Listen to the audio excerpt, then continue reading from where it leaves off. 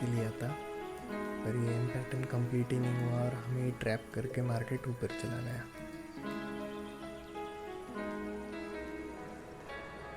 तो आज लगभग हमारा 3700 रुपीज़ का लॉस हो चुका है।